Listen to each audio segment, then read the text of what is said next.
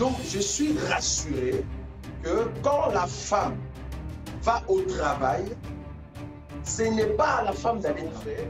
Beaucoup de nos sœurs qui sont en train de divorcer ici en Europe, ce sont les sœurs qu'on avait laissées en Afrique. Quand elle vient ici, elle comprend la réalité, c'est là-bas qu'elle dit non, non. Oh, la femme doit profiter du mari. Ce n'est pas à l'homme de profiter de la femme, mais c'est la femme qui doit profiter du mari. Il y en a plein ici en Europe, si tu le suis, tu regardes leur vie, elles se disent femmes, sœurs en Christ, femmes de ministère, mais si tu suis leur histoire, leur vie, tu vas voir qu'elles ont chassé leur mari juste pour rester avec des enfants et l'argent. Vous avez soif de connaissances. Vous posez des questions qui ont besoin d'éclaircissement à la lumière de la parole. Méditons avec sa fille, des enseignements, des exhortations, des témoignages pour l'édification du peuple de Dieu. Méditons avec sa fille, mariage, famille recomposée, vie sociale. Méditons avec sa fille, une émission qui impacte et qui contribue à ce que nous puissions atteindre cette maturité en Christ, qui est la base de notre appel. Méditons avec sa fille. Vous connaîtrez la vérité et la vérité vous rendra libre. Shalom et bienvenue à vous tous dans votre émission Méditons avec Safi. Comme vous avez pu le constater, nous avons préparé une rubrique spéciale qui a pour thème gestion et finances au sein d'un couple. Pour le développement de ce thème, nous vous avons donc préparé plusieurs sous-thèmes qui seront développés, si Dieu le permet, par des intervenants différents. Cependant, pour la première partie, je reçois un serviteur de Dieu qui répond au nom de Roger Bouleli et que je salue de suite. Shalom, serviteur de Dieu. Shalom, ma sœur Esther Safi, et nous saluons aussi tous le bien-aimé qui nous suivent partout dans le monde et nous croyons que cette émission va encore ajouter une connaissance afin de se préparer parce que le Seigneur arrive très bientôt. Voilà. Amen, merci beaucoup. Alors, le sujet que nous allons aborder ce jour a pour titre « Les dégâts pouvant être causés par les prestations familiales ». Donc, c'est le sous-thème du jour. Et pour commencer, docteur Roger, pouvez-vous nous expliquer le but de base, s'il vous plaît, de ces allocations versées aux familles par l'État? Ok, je crois que tout ce qui est allocation ou prestation familiale, en tout cas qui se donne ici en Europe, au Congo, ou soit dans d'autres pays d'Afrique qui ne l'ont pas encore mis en place. Mais ici en Europe, nous avons en fait ces allocations. C'est en fait une sorte d'aide, un supplément qui aide les familles qui ont des enfants. Alors l'État va les aider vu que toi-même, tu ne sauras pas peut-être avec des finances ou des moyens que tu as entre tes mains subvenir aux besoins de ton enfant. Alors l'État va te donner des subventions, c'est-à-dire va apporter un secours, une aide pour que tu puisses élever ton enfant. Donc ils rajoutent à tout ce que tu reçois, ils vont rajouter un montant pour que tu puisses subvenir aux besoins de tes enfants. Donc, c'est ça qu'on appelle des prestations. Il y a plusieurs prestations. Il y a des allocations de naissance, il y a des primes. Bon, j'espère qu'on va entrer là dans les détails et voir comment est-ce que cela évolue avec l'aide du Seigneur, comment gérer, en tout cas, tous ces montants dans un couple. D'accord. Donc, si nous comprenons bien, ces allocations sont de base plus donc pour les enfants, n'est-ce pas? C'est vraiment pour les enfants. Donc, déjà, le montant en question ne vient pas des parents. C'est un montant que l'État donne aux parents parce que vous avez des enfants. Donc, le fait que tu vas élever tes enfants et le moyen que vous possédez, ça ne sera pas suffisant. Ça, c'est dans la tête de l'État. Alors, il va vous donner des suppléments. Donc, l'aide pour vous aider à bien faire grandir votre enfant. Il rajoute un montant dans tout ce que vous recevez chaque mois. Donc, c'est un montant mensuel. Donc, c'est vraiment pour les enfants, destiné pour les enfants. Alors, maintenant, je sais que dans cette émission, nous allons maintenant voir la gestion, comme le dit votre titre. Donc, nous allons voir maintenant comment gérer cela dans un couple des enfants de Dieu, parce que le but ici, c'est vraiment aider les enfants de Dieu à bien gérer leurs finances. Amen. Merci beaucoup vraiment pour cette définition qui est assez brève et claire. Nous ne pouvons pas rentrer dans les détails. Cependant, étant donné que, bon, qui dit dégâts non seulement de la part des femmes, mais aussi des hommes. Alors, si vous le permettez, docteur, nous allons commencer par les dégâts causés par les hommes, étant donné que c'est l'homme qui aura été créé avant la femme. Ce n'est pas une, une excuse, mais nous allons commencer par les hommes, s'il vous plaît. Qu'est-ce que ces dégâts peuvent causer dans la tête des hommes? Quelles pensées, quelles actions peuvent être néfastes par la suite? Est-ce que ça va engendrer des dégâts? Voilà, donc le dégât, ça vient toujours dans l'idée de la personne qui perçoit, c'est-à-dire qu'on appelle allocataire. Hein. Donc le terme utilisé par l'État, c'est des allocataires. Que ce soit l'homme ou la femme, d'abord, je crois que par la définition ici, je dis que ce sont des suppléments que l'État donne ou des aides si vous avez des enfants. Bon, je suis d'accord que l'homme et la femme vont s'unir pour avoir les enfants. Les enfants, ce n'est pas à la femme, les enfants, ce n'est pas à l'homme, c'est les enfants pour les deux. Vu que vous avez des enfants, avec la finance que vous avez, il se pourrait que vous ne saurez pas subvenir aux besoins des enfants. Alors, il vous donne, il vous fait un don mensuel. Les dons, il les donne parce que vous avez un enfant à vous deux. Donc, du coup, le problème qu'on peut avoir dans des couples, c'est d'abord, c'est lui, hein, alors par exemple, par l'homme, si l'homme dans sa tête, il s'est dit que c'est moi le chef de la maison et que cet argent, c'est à moi de le gérer, du coup, ça va créer dans la pensée de l'homme d'abord le machisme. Alors, donc, il deviendra d'abord un homme macho. Nous avons vu cela plutôt dans des comportements de ceux qui travaillent beaucoup et la femme ne travaille pas. Du coup, il va régner comme un roi. Alors, si l'homme se dit que l'argent des allocations, c'est lui qui doit le détenir, dans son esprit, il va essayer de mater sa femme, il va amener un comportement fasciste. C'est dans ce sens-là. Donc, c'est comme s'il devient trop chef. Pourquoi? Parce que c'est lui qui détient toute la finance. Ça, c'est vraiment déjà un problème très sérieux où la femme n'a rien à dire. Et c'est qu'on craint beaucoup dans cela, surtout si la femme a été, en fait, comment on dit, c'est une femme qu'on a épousée au Congo et que l'homme habitait déjà ici en Europe. Et on part au Congo pour l'amener ici et elle ne sait rien du tout en ce qui concerne les allocations. C'est l'homme qui détient cela, je vous dis, cet homme sera un grand chef coutumier. Donc, du coup, la femme n'a rien à dire jusqu'au jour où la femme va comprendre, en fait, ses droits. Donc, là, déjà, ça va créer cet esprit fasciste, comme on dit. Et d'autres diront que l'homme est le chef de la femme. Donc, assurément, l'homme est censé avoir un regard sur l'argent en question, n'est-ce pas?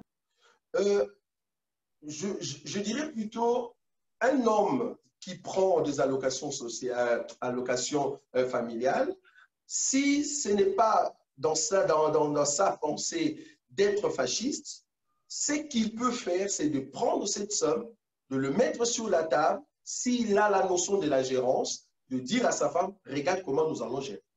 Mais si l'homme ne montre même pas à la femme ne sait même pas combien ça passe, combien l'homme reçoit, là je dis, il y a une pensée derrière. Même si tu as porté la gérance, mais même si moi je t'ai en fait une personne à côté de toi, je me dis, mais il a reçu combien pour qu'il nous donne 500 €? Vous voyez? Donc du coup, il n'y a pas cette transparence parce qu'ici, nous sommes en train de parler pour un couple chrétien. Parce que si c'était dans le monde, en tout cas, je vais dire à ces hommes-là, mais continuez, quoi, voilà, parce que dans votre monde, tout est permis. Mais ici, nous sommes dans un couple chrétien. Donc, un frère chrétien ne peut pas cacher à sa femme combien il a pris, combien il a gagné ou combien il a reçu. Donc ici, je pars vraiment l'idée selon laquelle, si tu reçois un montant, même si la femme venait de l'Afrique, tu dois quand même lui dire, voilà, j'ai reçu autant et c'est comme ça que nous allons gérer. Mais malheureusement, comme nous sommes en train de parler des dégâts, la première des choses qui vient dans la tête de ce frère-là, qui sont, je peux dire quelque part, animés par de mauvais esprits, ils vont directement s'accaparer de cette somme et ils vont se mettre dans la peau d'un homme qui va commencer à faire de folie quelque part sans le savoir. Et la femme ne saura rien. Vous voyez, la femme ne saura rien. Donc, quelque part, c'est cet esprit-là de chef coutumier que moi, je suis en train de condamner pour toute personne qui ne veut pas montrer à sa femme les allocations familiales perçues auprès de l'État. Deuxième élément qui peut déranger, au fait, nos frères qui se disent chrétiens, c'est de voir un frère qui, sa femme travaille, ici en Europe, et plus les allocations parce qu'ils ont 5 enfants, en tout cas 5 enfants ici en Belgique, vous êtes aux environs de 1000, 1100. Donc, le frère peut se dire, j'ai plus la force d'aller travailler, comme la femme travaille déjà, plus le 1100. Il faut savoir que dans les prestations familiales, il y a aussi des allocations des naissances. Par exemple, ici, en Belgique, je crois que c'est au-delà au-delà de 500 euros, je ne sais pas. Donc, quelque chose comme ça. Donc, parce que tu as un enfant, tu viens de mettre au monde, on te donne de l'argent. Vous voyez? Donc, du coup, l'homme va se mettre dans la peau d'un calculateur de toutes ces sommes-là pour dire, je ne veux plus travailler. Donc, du coup, il devient un macho, il devient un gigolo. Donc, un homme qui reste à la maison et qui ne veut pas travailler. Pourquoi? Parce que la femme gagne déjà une somme, plus la somme perçue auprès de l'État, ben, ça peut nager facilement dans de 2700 euros, 3000 euros. L'homme s'est dit, bon, comme c'est un homme paresseux, hein, c'est un homme, parce qu'un homme qui ne travaille pas, c'est un paresseux. La Bible dit, celui qui ne travaille pas, qui ne mange pas. Or, la Bible exige, la Bible l'a très bien dit aussi dans le livre de Genèse, que les désirs de la femme se porteront à son mari. La Bible n'a pas dit les désirs du mari se porteront à sa femme. Non. Donc, nous croyons que tout homme qui est chrétien doit travailler. Mais malheureusement, le dégât que les allocations peuvent amener dans le couple est que le frère peut facilement devenir un paresseux qui ne veut pas travailler, un gigolo qui est en train de regarder sa femme et prendre cet argent, plus grave encore, excusez avant que je te donne la parole, prendre cet argent et aller s'amuser avec des chaussures de 3000 euros. Et ça m'énerve. Ça, vraiment, ça m'énerve. Voilà, ça m'énerve. Voilà. Je comprends votre énervement. Donc, le serviteur de Dieu a été clair. Donc, ceux qui perçoivent des allocations doivent faire preuve de transparence. Hein. Un homme ne doit pas être égoïste et s'accaparer l'argent des prestations familiales. Il doit avoir de la transparence. La femme doit avoir connaissance de ce que l'État leur verse.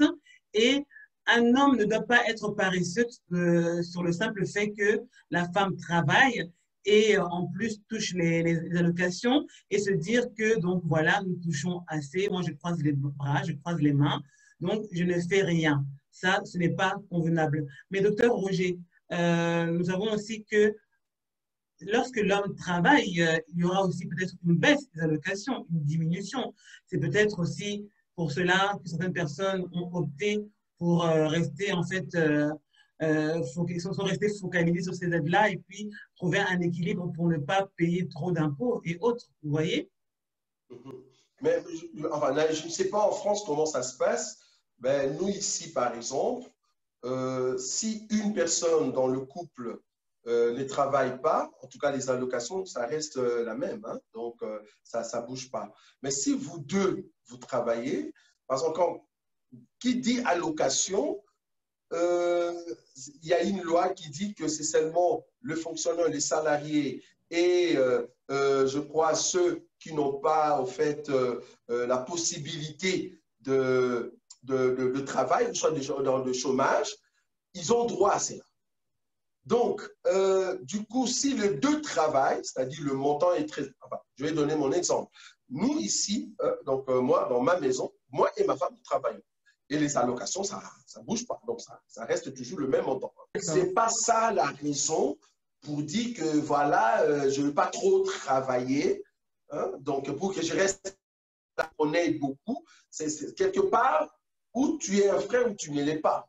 Parce que si on est frère en Christ, on suit Jésus, on ne suit pas les circonstances du monde. On ne suit pas les circonstances de ton pays. La Bible t'exige, toi étant homme, tu dois aller travailler pour subvenir aux besoins de ta femme et de tes enfants. Donc, je crois que l'idée ici, c'est vraiment dire à tous nos frères de ne pas regarder les allocations. Au contraire, il faut aller travailler et rajouter les allocations pour essayer de bâtir, en tout cas, un foyer solide. Merci beaucoup, docteur Roger. Maintenant, comment faire face lorsque l'homme est vraiment donc un homme tyrannique, hein, si je puis dire de la sorte? Comment peut se comporter une femme face à ce genre d'homme qui s'accapare l'argent des allocations familiales ou qui ne veut pas travailler? Comment faire face à ce genre de comportement? Ok. Je crois que, parce qu'ici, pour ceux qui nous suivent, vous allez comprendre que tout ce que je vais dire, je veux me baser dans la Bible. Je ne saurais pas ramasser des idées par-ci, par-là.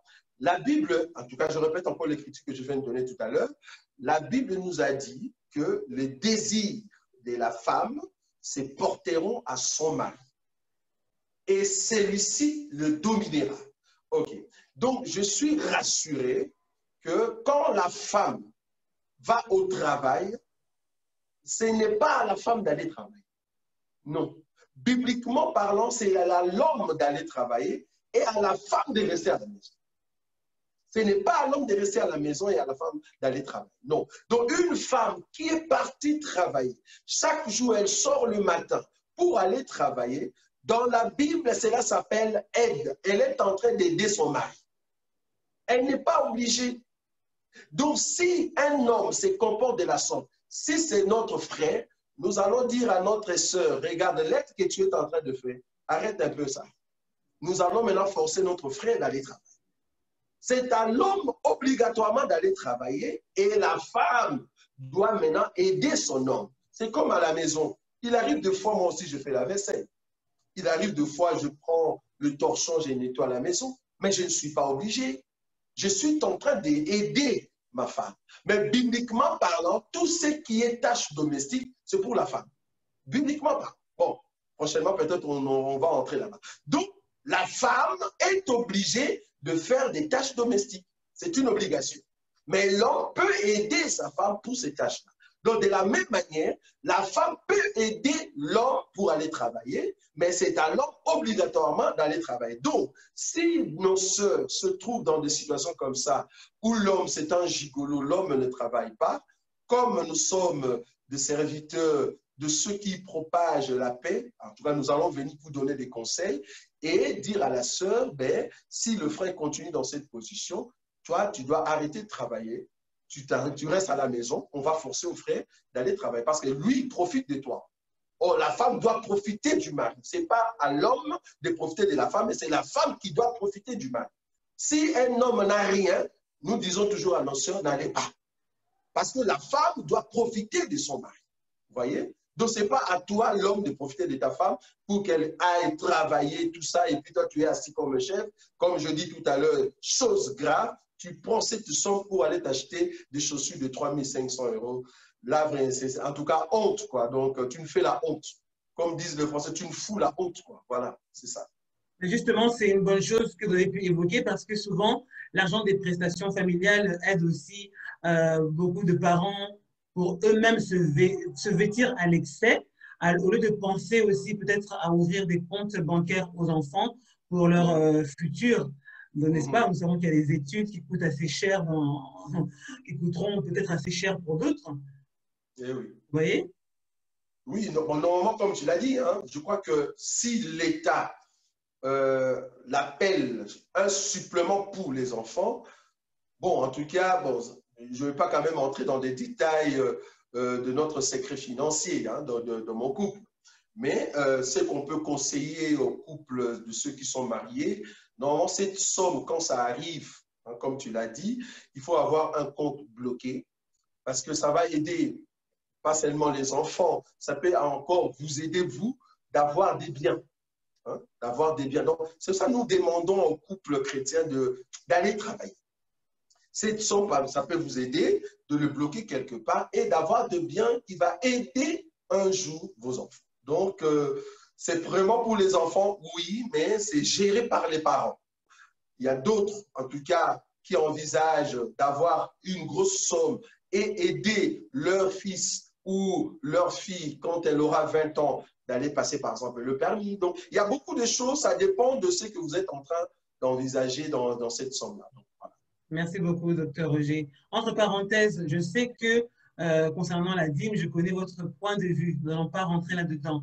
Mais j'aimerais juste savoir, hein, est-ce que les prestations familiales, une partie, un dixième des prestations familiales peut être versée dans les caisses de l'Église, donc plus précisément dans la dîme? D'abord, comme vous le savez, nous, on est contre la dîme. Payer la dîme, nous sommes contre. Et nous serons toujours contre. C'est pour ça que nous cherchons toujours de bien aimer qui veut, en fait, passer ces débats. Bon, il y a d'autres qui nous ont dit que nous n'avons pas la taille, c'est pas grave. Mais si seulement un jour vous allez nous rencontrer, vous allez comprendre que nous sommes vraiment bien préparés pour ça. En fait, les allocations, ce ne sont pas, au fait, une somme où, enfin, pour ces pasteurs-là hein, qui exigent la dîme, les prestations familiales ne font pas partie d'un salaire. Ce n'est pas un salaire. Donc, si réellement vous demandez la dîme des salaires de vos bien-aimés, mais la prestation familiale, ce ne sont pas des salaires. Qu'est-ce qu'il a fait pour gagner cela? Il n'est pas parti au travail. C'est un cadeau. C'est comme si tu me disais, à chaque fois que quelqu'un te donne 1000 euros, à chaque fois qu'on te dit, prends ces 100 euros, je te fais cadeau. Donc, c'est comme si le pasteur te disait, dans ces 100 euros-là, enlève encore 10 euros et puis viens mettre à l'église. Ça, c'est vraiment volé, quoi. C'est du vol. Donc, un pasteur qui exige ses membres de venir payer la dîme avec les allocations, c'est un voleur. Parce que ce n'est pas un salaire. Vous demandez en tout cas la dîme des salaires, alors que nous sommes contre. Et puis, vous allez plus loin. Même dans ce qu'on leur fait comme cadeau, venez encore. Attendez, là, vous voulez tout nous prendre. Là c'est vraiment du vol. C'est du vol. Je ne sais pas comment l'appeler. C'est vraiment du vol. Je ne peux pas l'appeler revenu. Je ne l'appelle pas revenu. Ce n'est pas le revenu, non. Parce que quand nous parlons quand nous sommes en termes des revenus, je sais comment donner la définition de ces mots-là. Donc, du coup, il ne faut pas dire que c'est un revenu. Non, ce n'est pas possible. Donc, je viens d'avoir mon enfant. Ça va? J'ai mon enfant et l'État me dit, je te fais cadeau chaque mois. Parce que tu as un enfant, je sais que tu travailles, mais ça, je te donne comme cadeau, tu rajoutes dans la somme que tu gagnes pour subvenir aux besoins de ton enfant. C'est un cadeau qu'on m'a fait. Comment je vais enlever la dîme là-bas? C'est grave. Donc, c'est vraiment du vol. Et quand on appelle ces pasteurs, ils viennent nous montrer où est-ce qu'ils ont vu dans la Bible des suppléments comme ça, de Z, par l'aide, un cadeau que quelqu'un donnait la dîme. Ils auront des problèmes. Il n'y a pas. Donc, il n'y a pas un verset comme ça. Voilà. Merci beaucoup. Donc, vous avez entendu serviteur de Dieu Roger. Donc, pour lui, ça ne peut, les prestations, donc, ceux qui touchent les prestations familiales ne sont pas dans l'obligation de verser un dixième. Non. Voilà, parce que ce n'est pas un salaire. C'est un don, c'est un cadeau. Un don, c'est un cadeau. OK, donc vous pouvez poser des questions, n'hésitez pas. Au docteur Roger, il prendra soin de vous répondre si vous avez des doutes à ce sujet. Alors, pour continuer, là, nous allons maintenant toucher les femmes, les dégâts causés par les femmes, docteur Roger. Une femme qui touche des allocations, qu'est-ce que ça peut engendrer de mauvais par la suite, s'il vous plaît? Oui, je crois que si on a touché de frères, donc quelque part aussi les sœurs peuvent être aussi concernées parce que nous connaissons des sœurs, surtout ici en Europe. C'est comme si dans leur tête, allocation familiale, prestation familiale veut dire l'argent pour la maman. C'est là-bas qu'il y a un petit souci. On s'est dit, mais attends, on a bien dit que c'est pour les enfants. Si toi et moi, nous avons eu un enfant ensemble, donc quand on dit pour l'enfant, ben, l'enfant nous appartient à deux. Donc, ça ne peut pas être une somme pour toi. Si tu me disais que c'est une somme qui va aider au fait le couple, ça, je comprends. Ça, je comprends. Ah non, ben, il y a d'autres qui sont partis trop loin. Mais après tout, c'est moi qui ai porté l'enfant pendant 9 mois. Ça n'a pas de sens. Donc, ça, non, là c'est vraiment taper à côté, quoi. Donc, tu ne peux pas réfléchir de cette manière-là.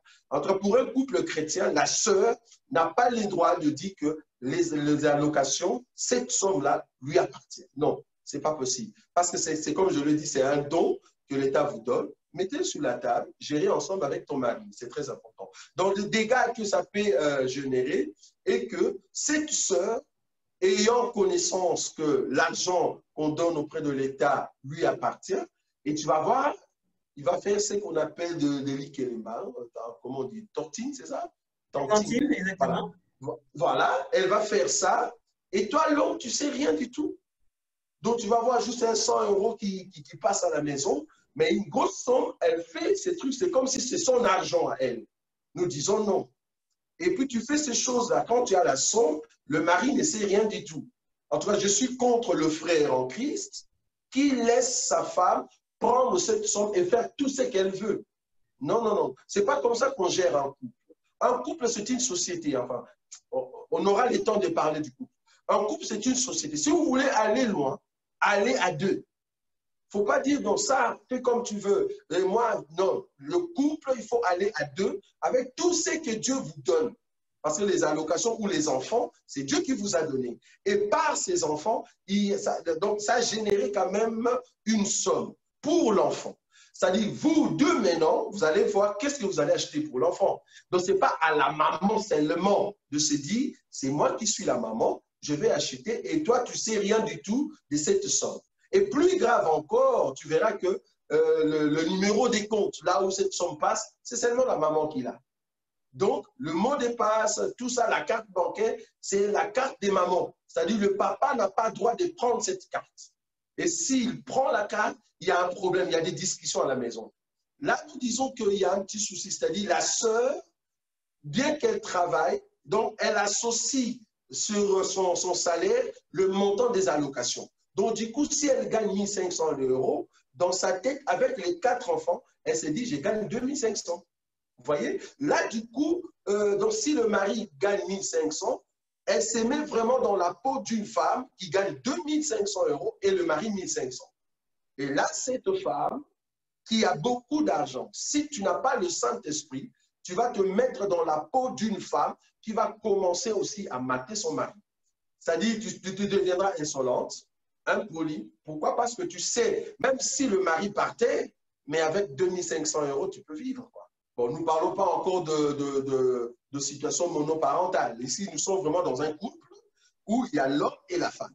Et que la femme veut s'accaparer de cette somme, ayant un montant de 2 500 €, 3 000 €, parce qu'elle a 5 enfants, elle se dit, tu peux partir et laissez-moi avec mes enfants. Tu vois, c'est ça qui vient toujours dans la tête. Exactement. Tu peux partir, voilà, tu peux partir et laissez-moi avec mes enfants. En réalité, dans sa tête, elle n'a pas le souci des enfants. Elle regarde, au fait, ce qui tombe chaque mois. C'est 3 000 € cash qui tombe. Donc, du coup, elle se dit, tu peux partir, je peux rester seule. Donc, là, nous disons que cette sœur est tombée dans ces pièges de toutes les femmes que nous sommes en train de condamner. C'est-à-dire de femmes seules, hein, qui veulent rester seules. Il y en a plein ici en Europe. Si tu le suis, tu regardes leur vie. Elles se disent, femmes, sœurs en Christ, femmes de ministère, mais si tu suis leur histoire, leur vie, tu vas voir qu'elles ont chassé leur mari juste pour rester avec des enfants et l'argent. Là, nous disons que beaucoup de femmes seules vont aller en enfer. Pourquoi? Parce que vous avez chassé vos maris expressement pour rester seuls, pour percevoir de l'argent. Ça cause d'argent. Donc là, c'est l'esprit des mamans qui les anime afin de rester seuls comme ça. Là, nous disons que c'est un démon. Donc, en fait, donc, du coup, le fait de percevoir des allocations peut pousser une femme à vivre seule, à divorcer, à se séparer de son mari, n'est-ce pas? Mais attends, la Bible dit que l'argent, c'est la racine de tout le mot. Si quelqu'un n'est pas fort spirituellement, imagine, tu étais au Congo, tu n'as jamais vu 1 000 € cash. Bien que tu es belle, bien que tu étais dans une famille, tu allais à l'école, mais chaque mois, 2 500, ça tombe dans ton compte. Tu ne l'as jamais vu au Congo. Maintenant, tu viens ici, on te prend, tu deviens madame telle. On te reconnaît au niveau de l'État et on te demande ta carte bancaire. Chaque mois, il y a tel montant qui tombe. Si tu n'es pas affermi spirituellement, si tu n'as pas l'enseignement, mais facilement, tu vas mettre cet homme dehors. Et si tu pars dans l'idée de nos amis marocains, tu vas jusqu'à mettre 7 enfants. Ici, en Belgique, avec 7 enfants, tu es au-delà de 1 300, 1 500 € à location. Tu vas au travail, tu gagnes 2 000 €, tu es dans les 3 500 €. 3 500 €, tu as les droits d'acheter une maison ici en Europe. Tu peux t'acheter une maison seule. Tu peux t'acheter une maison. Donc, si tu tombes dans un milieu de toutes ces sœurs-là, des rebelles qui ont chassé leur mari, elles vont leur lui dire, ben, écoute, ben, tu peux t'acheter une maison avec 3 500 €. Si la sœur n'est pas affermie, elle va commencer à faire de problèmes jusqu'à ce qu'elle va chasser son mari. Et c'est comme ça, tu vas voir que la même sœur va chasser son mari pour qu'au niveau de l'État, on puisse les reconnaître comme étant divorcés, mais en même temps, elle sort avec un monsieur à côté. Mais qu'est-ce que tu as fait? Vous voyez, donc là, il y a un problème. Pourquoi tu as chassé ton mari? C'était juste pour que tu gagnes de l'argent. Mais le monsieur qui vient, il n'est pas reconnu au niveau de l'État. Vous voyez? Le monsieur qui vient, il n'est pas reconnu. Et plus grave encore, il y a des femmes seules qui, avec le père de ses enfants, mais il ne veut pas que l'État sache qu'ils sont maris et femmes. Ça aussi, nous disons non. Vous êtes en train de pécher pour rien à cause des allocations. Tout ça, tu veux rester femme seule, homme seul, pour gagner de l'argent. Donc, c'est vraiment l'esprit des mamans qui vous anime. Du coup, vous irez en enfer. Donc, quelque part, en fait, ces allocations familiales peuvent être une bonne chose lorsque le couple en fait bon usage, mais ça peut aussi devenir une mauvaise chose lorsque la femme ou le couple en question est poussé par un mauvais esprit, une mauvaise motivation. Voilà, parce que les allocations, comme je l'ai dit, hein, c'est vraiment de l'argent. Or, si la Bible reconnaît qu'on ne peut pas servir 2 maîtres à la fois, remarquez cette écriture-là où Jésus l'a dit, on ne peut pas servir 2 maîtres à la fois. Soit tu laisseras l'un et soit tu suivras l'un. Tu ne peux pas suivre Dieu et maman. Vous voyez? Il a cité Dieu et maman. Or, maman, c'est l'esprit d'argent. Donc, tu ne peux pas te donner à ce que l'État te donne pour que tu puisses gagner trop. Et là, je te dis, si tu n'es pas affermi, ou soit tu vas vraiment chasser ton mari, ou soit vous allez déclarer un faux divorce pour que le mari trouve une adresse ailleurs, mais toi, tu restes dans la même adresse avec les 7 enfants et on te paye comme femme seule. Là, déjà, ça monte, plus les enfants et plus le travail que tu fais. Donc, du coup, tu vas te retrouver avec une grosse somme, mais menteuse. Tu as menti. Mais comment est-ce que tu vas aller au ciel? Et chose grave, moi, je me demande comment est-ce que ces sœurs qui ont menti auprès de l'État, qui ont menti aux yeux de tout le monde, qui ont menti avec son mari, qu'ils sont mari et femme, quand les gens de social arrivent dans la maison, on trouve les messieurs, on dit ça c'est qui? Il dit non, ça c'est mon oncle. Tu es en train de continuer de mentir. Comment est-ce que ces sœurs-là parlent en langue? C'est ce qui m'étonne. Comment est-ce qu'elles peuvent parler en langue? Comment? Comment le Saint-Esprit peut parler dans un corps qui vit dans le péché? Donc nous comprenons que ce n'est pas parler en langue, c'est la sorcellerie. Voilà. D'accord. Mais s'il vous plaît, docteur, dites-nous, est-ce que les personnes qui vivent, hein, qui sont par exemple dans des pays défavorisés, qui ne touchent pas à ce genre d'aide, est-ce qu'il y a plus de discipline? Parce que nous pouvons remarquer que peut-être que lorsqu'il n'y a pas ces aides de l'État, il y a aussi moins de séparation et que ces aides, en fait, peut-être poussent aussi à des mauvaises choses. Est-ce que ça se passe comme ça aussi au Congo ou ailleurs? Non, je crois que chaque environnement a ses circonstances. Nous, ici en Europe, avec l'environnement que les Européens ont mis tout autour de nous, fait que nos sœurs tombent facilement devant ces tentations d'argent. Mais dans d'autres pays aussi, il y a aussi d'autres choses qui peuvent faire qu'elles puissent tomber aussi, tu vois. Par exemple, dans des pays défavorisés, comme vous venez de le dire, une femme ou soit l'homme peut-être ne gagne pas dans des 3 000 € honnêtement. Peut-être s'il gagnait déjà 300 $, voilà, c'est un homme déjà qui travaille trop dur, tu vois. Donc, mais le montant de 3 000 €, 2 500 €, comme nous gagnons ici en Europe, même si tu as étudié, en tout cas dans des pays défavorisés, tu ne l'auras pas. Tu l'auras pas. Donc, du coup, la somme qu'ils ont comme 300 €, grand maximum 500, ils savent gérer pour que la maison aille de l'avant. Et tu vas voir que les femmes qui sont là-bas, de loin, tu vas penser qu'elles sont modèles. Mais il faut prendre maintenant cette femme-là, la mettre ici, dans la circonstance où l'État te donne aussi l'argent. Maintenant, nous allons voir les comportements que tu avais là-bas. Si tu vas le mettre ici, remarquez tout le... Enfin, je ne sais pas, en tout cas, l'examen que nous avons fait, beaucoup de nos sœurs qui sont en train de divorcer ici en Europe, ce sont les sœurs qu'on avait laissées en Afrique. Quand elle vient ici, elle comprend la réalité, c'est là-bas qu'elle dit non, non, non. Cette réalité-là, je n'ai jamais vue, donc je peux avoir de l'autorité sur l'homme. Parce que le monde ici dans lequel nous vivons, en tout cas, donne le pouvoir à la femme.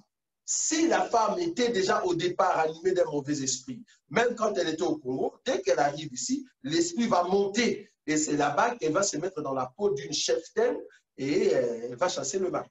Donc, en réalité, voilà. Un homme ne peut pas se dire, moi, j'irai aller chercher une femme en Afrique ou au fin fond d'un village, je serai tranquille. En tout cas, c'est une mauvaise idée. C'est vraiment une mauvaise idée de se dire, les filles ici en Europe, c'est pas bon. Je vais aller en... Pas forcément. Il peut aussi avoir des bonnes femmes en Afrique aussi. Si, c'est ce que j'ai dit. Donc, quand je dis mauvaise idée, c'est de se dire, ici en Europe, il n'y a pas de bonnes, je vais aller en Afrique. C'est une très mauvaise idée. Parce que tu peux trouver de bonnes ici, comme tu peux trouver de mauvaises. Tu peux trouver de bonnes là-bas, comme tu peux trouver de mauvaises. Vous voyez? Donc, on a des témoignages de femmes qui étaient fidèles au Congo, très, bon, fidèles peut-être c'est encore mieux, esclaves, appelons comme ça. Esclaves, mais avec beaucoup d'amour. Quand le mari arrivait, elle enlevait les chaussures, elle prenait les chaussettes, elle On va dire lavait. soumise, extrêmement Voilà, soumise. soumission à l'extrême. Donc, on se dit, waouh, j'ai épousé. Donc, si, cette fille ici, si elle n'est pas la petite sœur de Marie de Magdala, elle doit être vraiment la cousine de Ève. Vous voyez? Mais quand elle est venue ici, elle a vu de réalité européenne, la même femme qui était là-bas, elle a changé. Donc, ce n'est pas ça qui compte. Ce qui compte, c'est de trouver une bonne personne. Tu peux trouver une bonne personne ici, tu peux trouver une bonne personne même en Afrique. Donc, il suffit simplement de se dire, est-ce que j'ai fait un bon choix? Parce que nous pouvons donner le critère pour trouver une bonne femme, pour trouver un bon mari. Voilà. Donc, mes frères, vous avez entendu. Donc, vous, les frères désespérés, ne soyez pas désespérés. Donc, ce n'est pas le fait d'aller chercher une femme en Afrique qui vous rendra plus heureux. Donc, je pense que le Saint-Esprit pourra vous conduire vers une vraie bonne femme réellement affermie et qui ne comptera pas, qui n'aura pas ses yeux fixés sur maman. Donc, voilà. Donc, il peut revenir à notre sujet de base. Donc, vous avez pu évoquer tout à l'heure que certaines personnes pourront faire des enfants seulement pour toucher les allocations. Vous avez parlé des Marocains, des Algériens, parce qu'en Belgique, c'est vrai que c'est une population qui domine, on va dire, mais chez nous, c'est pas ça. Donc, veuillez excuser le docteur Roger. Mais oui, mais le problème de ces gens-là ou de nos bien-aimés qui mettent beaucoup d'enfants parce qu'ils sont en train de calculer le montant qui va tomber chaque mois, le problème, c'est quoi? C'est l'éducation des enfants que vous êtes en train de mettre en jeu. Parce que si tu ne sais pas subvenir aux besoins de 9 enfants, ben écoute, demain, ces enfants vont se trouver dans la rue. C'est ce qu'on a vu même au Congo. Donc, le fait d'avoir beaucoup d'enfants, ça, c'était la pensée de nos parents. Hein? Parce que moi, je suis sorti d'une famille de 10 enfants, imagine. Donc, je me dis, mais écoutez, jamais, je ne peux pas aller jusqu'à 10. Pourquoi? Donc, en fait, vous êtes en train de dire que le fait de compter, donc de faire des enfants pour percevoir des allocations familiales, peut par la suite causer des dégâts dans l'éducation des enfants parce qu'il n'y aura pas un suivi assez concret, n'est-ce pas? Ben oui, parce que c'est une irresponsabilité d'avoir un enfant. Donc, je me dis, il y a quelque part l'irresponsabilité. Donc, le dégât qu'on peut poser ou soit qui peut arriver pour ces parents-là, c'est vraiment manque d'éducation. Donc, du coup, les enfants vont se retourner parce que quand il n'y a pas d'éducation à la maison, ben, les enfants se retournent à la rue. On sait que d'ici 25 ans, chacun aura un endroit spécifique ou une éducation exemplaire pour faire avancer la société. Nous ne mettons pas les enfants pour que la société soit en tout cas en débandade, mais pour que la société soit en bonne marche. Merci beaucoup, Dr. Roger. Donc, faire beaucoup d'enfants, c'est bien, mais si la motivation, c'est pour percevoir des allocations et par la suite ne pas assumer derrière avec une bonne éducation, c'est très mauvais et ça conduit plusieurs, aujourd'hui, vous le savez, dans la délinquance. En tout cas, le serviteur de Dieu a été très clair à ce sujet. En tout cas, merci beaucoup, Dr. Roger. Moi, je vais vous demander de conclure concernant non seulement les dégâts, donc, par rapport au thème, les dégâts causés par les hommes, par les femmes et la fraude aussi concernant plusieurs chrétiens qui disent être séparés, mais en réalité, ces personnes-là sont en couple, vont à l'église chaque dimanche, mais usent de fraude. Je crois que la Bible est claire là-dessus. Le père du mensonge, c'est les diables. Ce n'est pas les seigneurs, c'est les diables. Donc, c'est-à-dire, partout là où il y a les mensonges, c'est les diables. Donc, si tu es un enfant de Dieu et que tu vis dans les mensonges, il ne faut pas te dire que c'est Dieu qui te guide. Non. notre Seigneur Jésus ne peut pas te guider dans le mensonge toute ta vie. Il y a quelqu'un qui m'a dit que, quelqu'un qui me dit souvent une phrase, Dieu comprend les situations. Donc voilà. Dieu comprend les situations de ceux qui ne sont pas encore appelés dans la marche. C'est pour cela que la Bible dit que les temps passés, c'était les temps d'ignorance. Dieu ne fait pas cas des temps d'ignorance. Le temps d'ignorance, c'est avant que tu puisses connaître la parole. Mais dès que tu connais l'enseignement, dès que tu commences la marche, c'est fini. C'est-à-dire que tu deviens esclave de Christ, esclave de la parole. Dieu ne comprend plus. Il t'oblige maintenant. Il comprenait quand tu étais pécheur. Mais quand tu entres maintenant dans la marche, bien que tu peux tomber, mais tu es obligé de respecter la parole. C'est ça qui fait la différence. Donc, Dieu ne peut pas comprendre une sœur qui s'est dit sœur en Christ, qui a mis sa femme à côté, son mari à côté, ou soit qui est avec son mari, mais qui a dit à son mari, il ne faut pas mettre ton adresse ici, on aura 2 adresses pour que je reçoive les allocations des enfants et en même temps des femmes seules. Comme ça, nous aurons beaucoup d'argent, mais tu es en train de mentir. Et je me demande comment est-ce que ton pasteur te laisse chanter à l'église? Comment est-ce que ton pasteur te donne des tâches alors que ton pasteur sait très bien que tu es marié, mais ton mari a une autre adresse? Et le frère en question a une responsabilité à l'église, alors que le frère n'habite pas dans la même adresse avec sa femme. Bien qu'il dort dans la maison, mais quand on vient faire des recherches, parce qu'ici en Belgique, ces gens-là viennent comme ça sans vous avertir. Hein. Ils viennent, ils entrent, ils demandent, ça c'est qui? Maintenant, qu'est-ce que tu vas dire? Parce que le Messie n'habite pas dans ton adresse. Tu vas devant les enfants, tu vas dire, non, ça c'est mon cousin. Mais les enfants savent que non, celui-là, c'est ton mari, c'est le papa de tes enfants.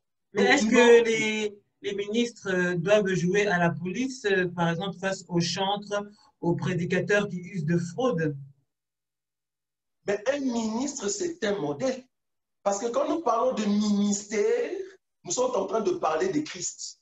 Christ en nous, nous sommes en train de donner la vérité. Parce que Jésus ne descendra pas comme ça, dans ton sommeil ou dans ton songe, commence à te dire, et à partir d'aujourd'hui, évite de faire ce que tu fais là, va auprès de l'État. Non, Jésus descendant par l'enseignement. Or, l'enseignement, tu vas le trouver dans la bouche du sacrificateur.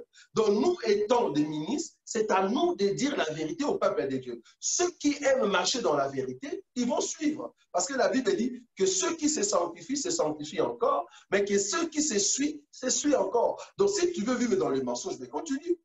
En tout cas, là où nous sommes dans notre assemblée, si tu es notre sœur à l'église et que tu vis comme ça, première fois, nous allons te dire arrête.